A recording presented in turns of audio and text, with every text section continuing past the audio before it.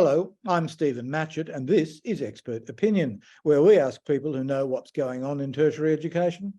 What's going on? Expert Opinion is brought to you by Future Campus, the new source for people who work in and value higher ed and vet. Read what's happening and sign up for the weekly newsletter at futurecampus.com.au. And Expert Opinion is produced by Amanda Johnson from Future Campus.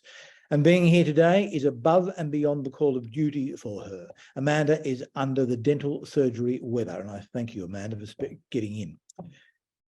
When Christopher Pyne was trying to create a competition in undergraduate education, he got that for markets to work, consumers need information about suppliers, which led to the creation of the quality indicators for learning and teaching. Pyne passed, but QILT continues, with the ANU-owned Social Research Centre undertaking annual surveys of undergraduates, both international and local, plus grabs and employers.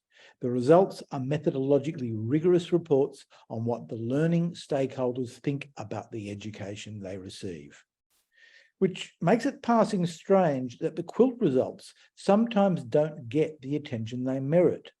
Last week, some big universities were celebrating their QS ranking results while not making much of what QILT reveals about what their students think. Funny that.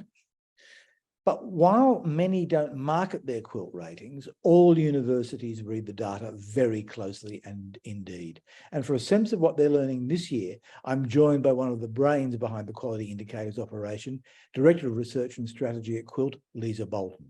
Lisa's worked on QILT since close to the start and is deeply learned in the ways of collecting, analysing, explaining education data. Ms. Bolton, ma'am, thank you for sparing the time. It's a pleasure, always. So tell me, the new undergraduate survey came out last week. Any big post-pandemic news it being for 2022?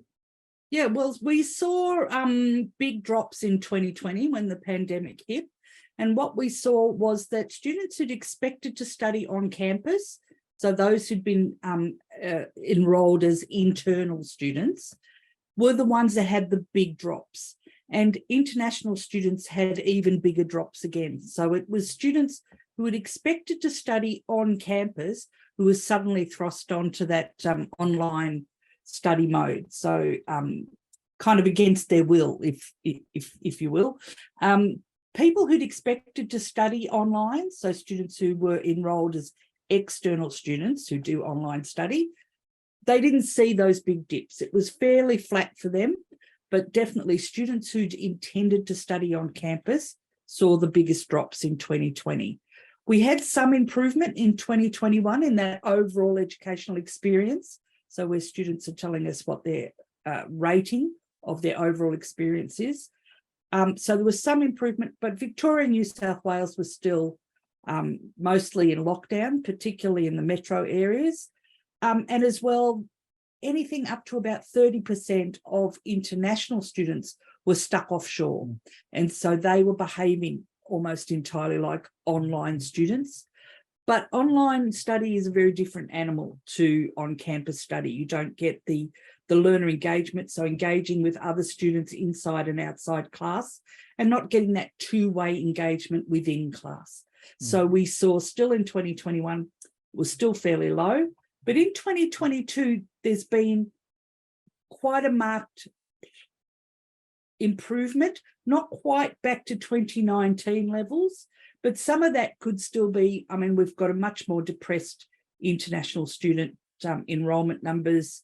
And also we've had fewer commencing students in higher ed and who are answering the survey. So commencing students tend to be happier, but the international students that have answered the survey are much happier. And in fact, that gap between international students' ratings of their experience and the teaching quality has actually got the lowest gap that we've seen since QILT started. So whether they're just pleased to be back, or whether the changes that the institutions have wrought to prepare for those students coming back onto campus and engaging with them in class and outside class may have improved. So and we won't know that. I mean, you're just in the field now, aren't you? This is from the 2022 data. So this is last year in about August. We're about to go back into field in August this year. So we're just and we'll know finalising sample. Yeah. The survey instrument itself is going to change a little bit in 2023. There's been a review that was conducted by ACER, and we assisted with that in terms of helping them run their pilot.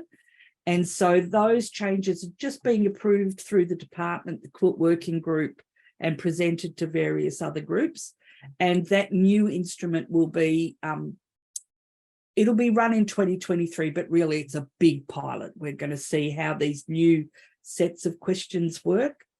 The main areas that'll change are around that, what we used to call learner engagement, that students working with other students inside and outside study and their sense of belonging. So that sense of belonging question is going to come out of that set and sit by itself. So we'll report that on its own and talk about what drives it. That will be really significant, won't it? I think it will be a very interesting thing. There seems to be a lot of interest in the sector about student sense of belonging, about feeling welcomed onto campus, particularly for diversity groups, international students, those sorts of groups. And so I think reporting that separately will be interesting. Anecdotally, I can't prove it from the survey, but anecdotally, Western Sydney University, for example, was saying they've done a bit of study, and that sense of belonging is correlated to students' intention to continue. So attrition rates, that kind of stuff. So students with a higher sense of belonging, anecdotally, are more likely to stay around, less likely to attrit. Is that causal, do you think? I don't have the data because I don't have it in the system, but certainly I do think there may well be a relationship with how much students feel that belonging to their institution, that sense of two-way responsibility, and their willingness to move into courses in other institutions, and also how well they're looked after while they're there. So they're less likely to leave, just to leave. So a positive outcome is still where a student gets a job, for example, or moves into a positive outcome. But certainly where students feel more, I don't know, looked after, they are less likely to leave, either just to leave or to go to other institutions. That's going to put a lot of people in the system under the wood, in fact, and raise all sorts of questions regarding, well, what sort of job are you doing? Well, which we don't collect currently. So the QILT surveys don't have an early exit component. So we survey currently current undergrad, postgrad coursework students, and we survey graduate outcomes. So students who've completed their course 4 to 6 months after they finish, and then again 3 years later, to see sort of their first destinations and then where they end up over time. And we ask the employers, but we don't follow up students who leave before they complete.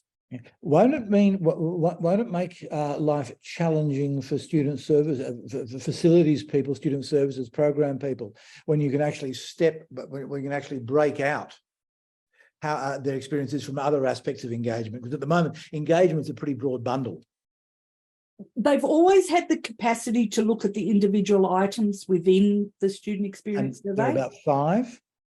Yeah. They've always been able to look at that sense of belonging item and look at other items in relationship to it. So what we've seen in the past, that sense of belonging, it's associated quite strongly with that peer engagement, with making friends, and also how well the academic staff engage them in classes, but also interestingly with induction activities, and also where they've been given support to settle into study, which is in the student support set. So there's always been the opportunity to look across a broader range and to investigate the underlying items. So even though the national report tends to talk about those more general focus areas, institutions get all of this data right down to the item level, and they can cut it by all the different groups: international versus domestic, students with disabilities, Indigenous, non-Indigenous, etc., etc. So I think there's a lot of analysis institutions have been able to do, and which a lot of them do. So a few institutions have just done a little study looking at that learner engagement. Yep. And looking at that sense of belonging and what drives it, which was really fascinating. They did that through the Australasian Association of Institutional Researchers. They've got an association, and they did a presentation which was fabulous. We always love it when people use the QILT data and really dig into it. I tragically missed that presentation, but they've promised they've recorded it for me. But certainly sense of belonging is really a bit front of mind in institutions at the moment about, students networking, making friends, and how much of their university experience is important for that two-way engagement. So how much of their overall experience is based on how much two-way interaction there is with their peers, but also with the academic staff, with the institution as a whole. And at what point does online learning sort of shift them out of that mode? At what point does that asynchronous online learning, so that's online learning that they do in their own time in the middle of the night, where a student wants that networking and wants that interaction, at what point is in a hybrid system, is that too much? And hopefully in the 2023 collection, we're going to actually ask more detailed questions about how much of their study they're doing online versus face-to-face, how much is hybrid, how much hybrid they're doing, just to get a better sense of at what point the students are saying, no, that's too isolating or not engaged. Really complicated, because I mean there'll be lots. I would imagine there'll be significant cases where, yep, they are learning online in the sense of consuming lectures, but they're on campus. That's right. They go to do it in a library than go to a lecture theatre. That's right, and that's what we're trying to tease out. How much are students doing one-way communication, so where they're just consuming what's coming through the pipe? Yeah. And how much is that two-way communication? And where's the Goldilocks zone of that for students who are looking for that experience? I mean, the likes of me don't see that level of granular data. Funny that, but I would, not you're doing so much as institutions, I would think, but it will be very interesting to start to seeing if there are in fact patterns that you can attribute to geography or demography or whatever, or whether in fact, as it appears looking at the top level, some institutions just do it better than others. I think so. I think part of it is to do with what their student expectations are. So different institutions have different missions, different cohorts of students. And that's why this top level benchmarking, while it's interesting national data, you really need to start to dig in, and institutions need to be trying to compare themselves like with like. So for example, international students, they're mainly from certain countries and they have different sort of perspectives about their educational experiences, different study areas. So they're very clustered in business and management, computing, nursing, bit of engineering and science, but that's really where they're located. So it's no good comparing international graduates with domestic ones if they're all doing medicine, veterinary science. And so trying to get benchmarking groups and institutions working with each other who have that similar mission, similar student cohort, to help them understand, for example, the experience of their regional and remote students and figuring out where they are. Looking at the national numbers, you look at discipline areas and dentistry and medicine, I think ag, I could be wrong, but dentistry and medicine always get rotten results because it's so intense and so demanding and students are just exhausted, I would imagine. But I can't tell from institution to institution whether dentistry at University X is really worse than dentistry at University Y. Can the two dentistry schools see that? there's the Universities Australia group. So the 39 members of Universities Australia have a data sharing agreement where they can investigate their data right down to a very, very granular level. Wish they'd share it with me, Lisa. Yeah, But never mind.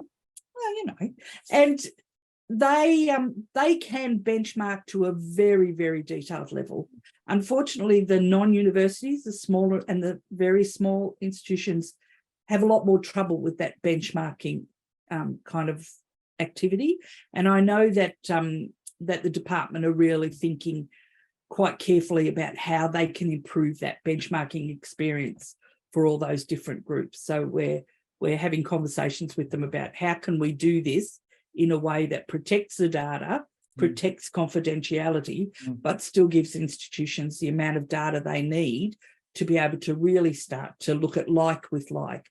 Because I always say with QILT, we're comparing apples with apples nowadays. The sample is consistent, the methodology is consistent, but you've still got the Jazz Institute and the Melbourne School of Photography here, and the edifice of, you know, the University of Melbourne or Queensland or on the other side. And they're very different animals, different missions, different students. Often we see the small providers able to drive higher experience scores, but only often, not always.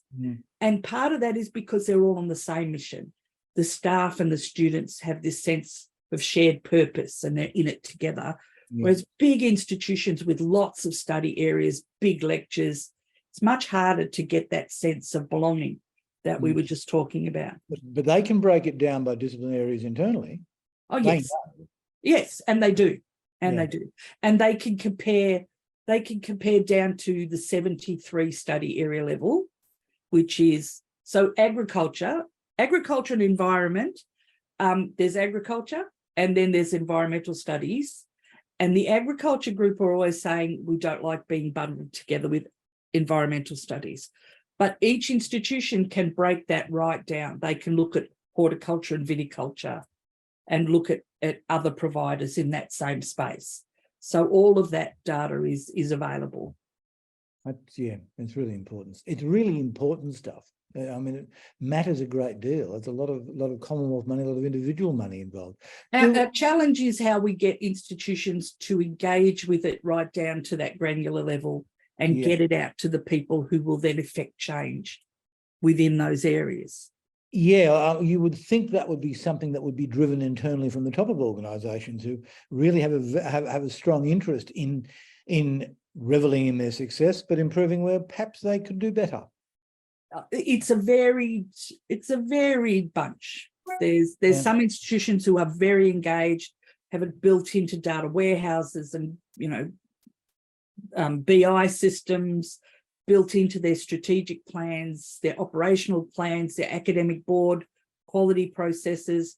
And there's other institutions just get the top level numbers are going, well, we're at average, it's fine. And that's the full extent of the engagement. So we've been working very hard to try and engage with institutions, and we do presentations within institutions to take them through their data, to help them identify insights about, you know, where they might get the best bang for their buck if they were trying to shift the numbers. But again, there's some institutions we engage with fairly regularly and others with this crickets. You're not going to tell me who they are you? Not a chance. I didn't think so. Thought I'd ask. They know who they are. Do you get a sense? Well, no. Do you have any data on what sort of use prospective students you make of it? Do 18-year-olds and 25-year-olds know you're there? Well, those who are enrolled, at least about 40% of them know we're there. They do, because they're doing the survey. Yeah. And it's less a survey. It's less a survey, Lisa, than often a census. You've got response rates that are just enormous. Well, relatively speaking, they've been slightly dropping. I mean, we're fighting in a world of phishing scams and, you know, emails and SMS scams. And so it's getting harder and harder to get links out to students with confidence. So response rates, we struggle to maintain our response rates, but it's institutions that drive them more than us. So where an institution is engaged and students understand that they're not shouting into a void, where they see that the institution takes action as a response to what the students are saying, they're the institutions with the high response rates, the ones where their staff are engaged, management is engaged, and the students see that they're engaged and that they're heard. Those are the institutions with the high response rates. So there is that. But in terms of circle. Yeah, it really is. It's a vicious cycle. Well, I was thinking it was a virtuous circle with virtuous circle. Those who participate, or a vicious cycle, depending. Yeah. You're much more positive than I am. But in terms of prospective students, there's that Compare Ed website that your good friend Christopher Pine initiated, where the QILT results go on. You just did my reputation an enormous amount of damage. Never met him. Students can get in. Students can get in and compare up to 6 institutions at once. So if they felt really inclined, they could keep adding, 6 and 6 and 6. But they can look at up to 6 institutions by study area and get their QILT results, and including ATO data. It's fairly dated data, but about salaries to do with those study areas. But again, it's not as well used as it might be. It's only at that top level of the focus areas and labour force outcomes like full-time employment rates and such things. And you can't break it down international, domestic or anything like that. But students do go in there and have a look, and careers advisors do use it. Is there a case almost for, I don't know who would fund it, but is there almost a case for a national campaign saying, when you're thinking about where to go, look at the data, because you might surprise yourself? Look, I think so. I think a lot of that is possibly driven through careers advisors. Yep. And we have engaged with them in the past. I think Compare Ed probably needs a bit of a refresh, because there's that other product, Course Seeker, that's been sitting there in the background as well. The problem is that students can only look at the study area level, because under that, once you get institution by study area, you just haven't got enough data for it to be reliable. And so to give people a reliable set of data to look at is problematic. And how institutions then, so agriculture being our example, if you put agri into a system, you're going to get agribusiness. It might be sitting under business and management. You might get agriculture, animal management or something. That might sit under veterinary science. You might have it sitting under science and maths. And so different institutions, depending on how they've accredited their courses, they sit in different study areas. So that comparison at that top level can be a little problematic. We have to think through how better to direct students to the right information about what they're looking for. Do institutions on the whole know how best to make use of all the data they get? Some do and some don't. I think in some institutions, they're not looking beyond the overarching focus areas and not really digging into their different cohorts. So there've been a few times I've done a presentation to an institution and I can, from the data, say, this is where your problem is. It's your nurses. They're angry. It's particularly your nurses on this campus. They're saying these things. And then for some of them, this is like a giant surprise. For others, they nod sagely and go, yeah, that we kind of knew that. So for some, it's confirmatory. And for some, it's a bit of a surprise. And they say, what do we do? Often the best thing to do is to run some focus groups and to dig a bit further. I mean, this is the Commonwealth providing universities and providers with an enormous surface. It's just a fantastic resource. I know, and it's free. Yeah. They get it as part of normal business. They, other than the admin to run it, there's not a lot that they have to do. Yeah. Are you FOIable? Don't ask me those sorts of questions, Stephen. I don't know. It only just occurred to me. You can't be. Someone would have thought of it by now if you were. I think there's a lot of interest at the moment with the Higher Education Accord, with Higher Education Standards Panel, with the Jobs and Skills Australia. I think with all of those things happening at the moment, the QILT data is suddenly front of mind. I think it's always been somewhere in there, but right now there's quite a focus. And so there's quite a bit of pressure to do some additional analysis and really start to dig into the QILT data and use it in those various forums. Have you got the resources to do that? Well, we haven't got any extra resources, but certainly we see that as something that we're trying to do. But the department have all the data from QILT as well. They have the ability to analyse as well as us, and they've had in the past different projects to look at it in different ways.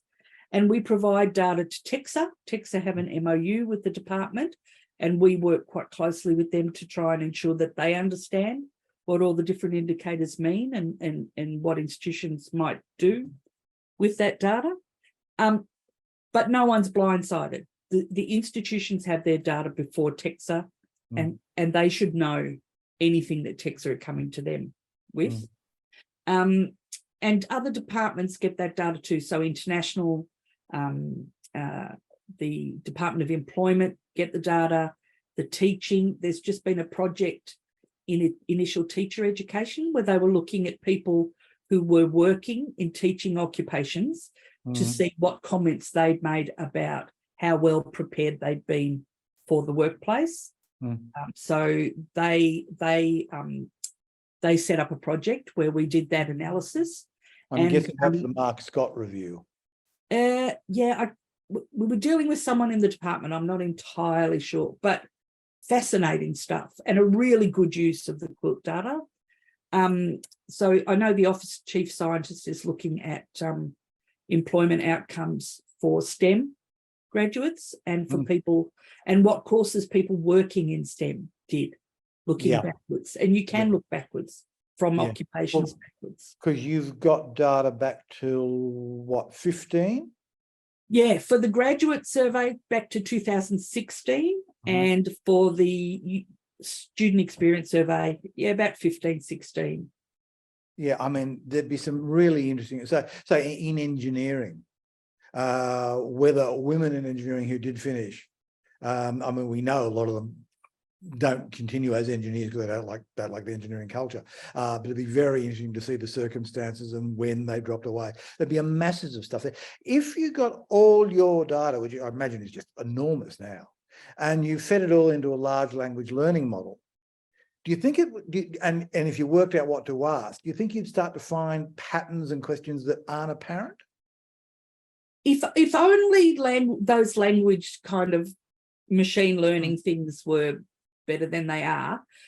But certainly there's a lot of data. I remember the old Jeff Scott's accessing the student voice that he did many years ago. He's still going. Who was Jeff Scott? Jeffrey Scott used to work at, I think it was University of Technology, Sydney, and he did an analysis many years ago on it was the old course experience questionnaire. Yeah. And they did an analysis of all the student comments. It was really a very nice piece of work. And so really it would be good to have something like that again, to go through the student comments. We did it a bit in 2020 in response to COVID. And that's how we kind of got those insights from students saying, I don't know any of these other students. We're in Zoom meetings. No one turns on their cameras. We don't have any, I don't know who these people are. We're suddenly supposed to get into a group. I've never met them before. All of those sorts of comments were coming through, and we fed as much as we could back to the sector.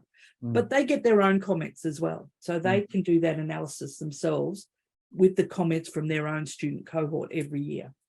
I remember you saying that the drops, I think in 20 were, super statistically significant.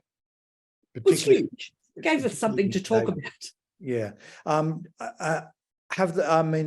they repaired, do you think? I think they're repairing. Some of it a cohort changes. With students who are completing, later year students are generally angrier than your bright-eyed commencings. But 'twas ever thus. Was ever thus. And so that change in the profile of those groups because of, dropped enrolment rates, etc., can have an impact. The international students being stuck offshore are now suddenly being back, but there's so many few of them. It used to be more than half of postgraduate coursework students in our survey were international students, like a huge proportion. Very important group that we should be paying more attention to. But now there might be 20,000 in our sample, where before there was 50. Like there's many fewer international students. But you're talking 22 now. Yeah. So we've had a shift in the profile. Yeah. 23 will be much bigger. So if you were going to ask me, I would say that this shift to more hybrid learning, some students are reveling in that for the flexibility, for the and it depends on the model that institutions are using. So some institutions fully back on campus, some institutions all lectures online, but tutorials are on campus. Some institutions whole courses are online compared to whole courses on campus. But there is a point at which the students are looking for that on-campus university Socratic kind of environment. And where they're looking for that, there's a Goldilocks zone of how much sort of two-way engagement they're looking for compared to just consuming the lectures or whatever. And so that's what we're going to be trying to tease out over this next year of the SES with the new questions to try and get a better handle on that, but also then comparing that to, peer engagement, teaching quality, those kinds of. Will the new questions be like publicly available before they go out? Yes. So that's all just being finalised as we speak. We just had a webinar. So at QILT we do at least monthly webinars. And we've just presented the recommendations to the survey people who come to our webinars. That'll be signed off. That'll be available to the sector, I would say, hopefully at the end of this week. They'll be able to see the actual instruments, what's in and what's out. It is a big pilot this year. We'll be working closely with the sector about the time series and how we report that and how we give them the data back so that they can see, what's a real shift and what's a change in a question, so that can keep track of that. But time series is no reason to keep a survey the same for 20 years. We need to be able to shift like this, but taking the sector on the journey and maybe trying to, it's such a buzzword, kind of co-create the reporting for them so that they can make best use of it. So we'll talk to their data people, do all that work. Big institutions are not always quick to change, but having said that, and insofar as you can adjust for the pandemic, do you see changes across the board from when you started to now in terms of institutional cultures and attitudes towards student services? Yes and no. I think COVID was a shock for a lot of institutions where they had to change more rapidly than they'd ever changed. And that was, they had to take their systems, their staff, and their students on a journey they didn't necessarily want to go on. So online learning's always been seen as a disruptor that was coming. Like we all saw it coming, but some institutions had decided they were never going to move into that model. It was always going to be face-to-face, and suddenly that choice was gone. And they're the institutions that had the biggest sort of effects because they had the furthest to come. And a lot of those institutions have come a long way up. You see some of the ones that were hardest hit have had quite a stark recovery, but there's always pockets and further to go. It's a continuous improvement system if you think of that quality cycle. So certainly there's still areas where we need to be doing some further work. Yeah, from my anecdotal perspective, on the whole, I mean, I used to hear terrible cases of just absolute, just large parts of organisations that just gave up. But on the whole, my sense of it was that everyone really tried very, very, very hard. It cheered me up in a lot of ways, that just how quickly they responded and how willingly institutions responded. And just It was an astonishing shift. Yeah. When you consider, big institutions like turning the Titanic. Yeah. It wasn't necessarily nimble. And I think some institutions just hoped it would go away. And luckily, to some degree, it has. Yeah. But it's about what your students expect, what your staff are engaged with. Some institutions, their staff didn't even have computers at home. Like, it was a massive shift. And to their credit, a lot of institutions really sort of came to the party. And some institutions had food banks for international students. Some of them made, safe spaces available for students to be able to still come in because they didn't have adequate places to study. And like all of that kind of pastoral stuff, we need to make sure that we're capturing that as well, because all of that feeds into that experience that students are having. Yeah. Yeah, particularly in those contexts for internationals. Definitely. Another area that institutions are interested in is that idea of well-being, students' well-being, their ability to deal with stress and anxiety, well, not anxiety, but stress and work-life balance, those kinds of issues. And so a number of institutions have got together to set up a set of items separate to QILT that they're adding on as a module. That's been called the wellbeing module. And so there's interest from the sector to use QILT to then start to investigate some other things that they think are important. And the department are very interested in that to see how they work. And where we see that's number one, something that's collecting good data, and that the sector wanted and use it, then that will feed back into the QILT systems, and hopefully over time we'll see those things. I know you've got to go, but let me just throw one question, a totally hypothetical question at you. Just suppose two universities, or wherever, were thinking about merging. And would it serve them well to go back and look at each other's data over since 15 to see the similarities, the differences, to see where it might take them? The hypothetical merged institution, I don't think we've had this conversation yet, but it would be entirely possible for them to get a merged file for the historical data for both institutions. Yeah. There's a couple of optional categories we give them, which are campus and faculty, that they can populate themselves.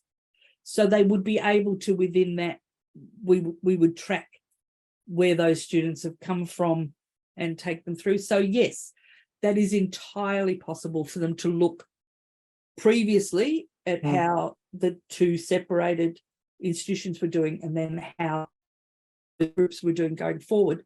And they can also use their faculty and campus indicator in any way that they choose to be able to tease that out, depending on what data they give us to give back to them. What a shame there aren't any universities thinking about merging. They could use that. Well, if they did, they need only speak to us. We can come up with something useful for them, I think. Lisa Bolton, I've been writing about QILT since 14, 15. I was writing about it before it started, and it was all just rumours. And I think it's I'm rusted on. I just think it's marvellous. And I thank you for your time. I know how busy you are, and I thank you for your time. And I hope you come back and talk to us again. Certainly. Lisa Bolton, we're out.